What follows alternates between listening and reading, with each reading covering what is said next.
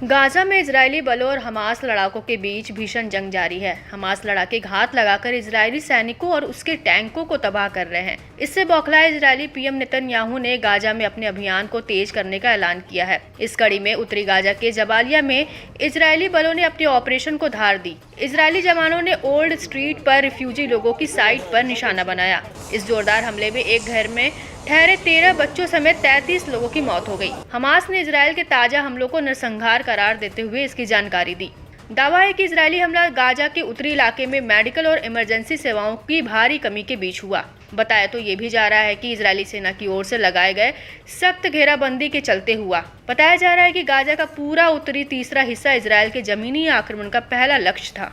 13 महीने पुराने युद्ध में सबसे भारी विनाश हुआ था, जो दक्षिणी इजरायल में हमास के हमले के कारण शुरू हुआ था, जिसने नागरिक सुरक्षा टीमों और अस्पतालों को भी निशाना बनाया। गाजा के नागरिक सुरक्षा के प्रवक्ता महमूद बसल ने संकेत दिया कि इजरायली सेना बमबारी की धमकी के तहत नागरिक सुरक्षा टीमों को काम करने से रोक रही है। न्यूज एजेंसी अल मयादीन को बताया कि इजरायली सेना ने उत्तरी गाजा में नागरिकों को निशाना बनाना जारी रखा है। हाल में जबालिया के आसपास खास तौर से कमाल अदवान हॉस्पिटल के पास तोप खाने से गोलीबारी की, जो फिलहाल सिर्फ अपने अस्पताल निदेशक और कुछ नर्सों के साथ काम कर रहा है।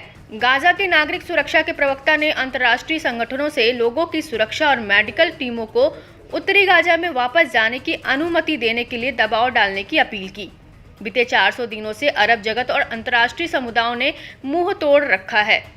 इस दौरान महमूद बसल ने दावा किया कि इजरायली सेना पट्टी के उत्तरी हिस्से में रिफ्यूजी कैंपों और घरों पर बमबारी करने की तैयारी में है। बसल ने अल मयादीन को बताया कि जबालिया शरणार्थी शिविर में अल अलोश परिवार के करीब 37 सदस्य थे।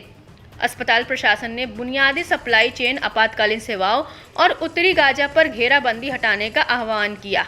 कमल अदवान अस्पताल के डायरेक्टर अबू साफिया ने उत्तरी गाजा में बच्चों और बड़ों दोनों के कुपोषण और भुखमरी पर चिंता जताई। साथ ही भोजन और मेडिकल सप्लाई की कमी के बीच अस्पताल के कर्मियों को एक दिन का भोजन उपलब्ध कराने में गंभीर कठिनाइयों की भी पुष्टि की। गाजा सरकार ने अमेरिका और पश्चिम के समर्थन से इजरायल के नेतृत्व में चल रहे नरसंहार अभियान के 400वें दिन नए आंकड़े जारी किए। ताजा आंकड़ों की माने तो 43,500 से ज्यादा लोग मारे गए, जिनमें 17,800 से ज्यादा बच्चे और करीब 12,000 महिलाएं शामिल हैं। गाजा सरकार के मीडिया कार्यालय के अनुसार 1,054 चिकित्सा कर्मी और 85 नागरिक सुरक्षा कर्मी मारे गए हैं, जबकि पत्रकारों की संख्या बढ़कर 188 हो गई है। इस बीच इजरायली सेना ने जमीन, समुद्र और हवा से गाजा के अलग अलग इलाकों पर बमबारी जारी रखी है। अल मयादीन के मुताबिक हाल में इजरायली युद्धपोतों ने पट्टी के दक्षिणी भाग में रफा के तट की ओर गोले दागे। दक्षिणी गाजा में इजरायली विमानों ने स्ट्रीट 8 के पास हमला किया। अल सबरा पड़ोस में एक घर को निशाना बनाया, जिससे कई लोग हताहत हुए।